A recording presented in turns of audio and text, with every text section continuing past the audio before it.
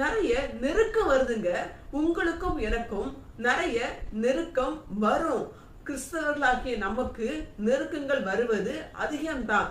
ஆனாலும் நெருக்கத்தின் மத்தியிலும் நாம் தினந்தோறும் தேவ சமூகத்துல அதிகாலையில் எழுந்து அவரை ஒரு வல்லமைய துதித்து பாட வேண்டும்.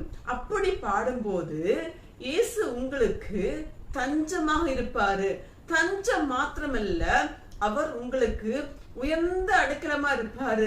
இந்த உலகத்துல யாருமே உங்களை பார்த்து நான் உனக்கு தஞ்சமா இருப்பேன் என்று யாரும் சொல்ல மாட்டாங்க. ஆனால் இன்றைக்கு நம்முடைய பரம பிதாவாகிய நம்முடைய தகப்பன் உங்களை பார்த்து சொல்லுகிறாரு, நான் உனக்கு தஞ்சமும் உயர்ந்த அடைக்கலமா இருப்பேன்.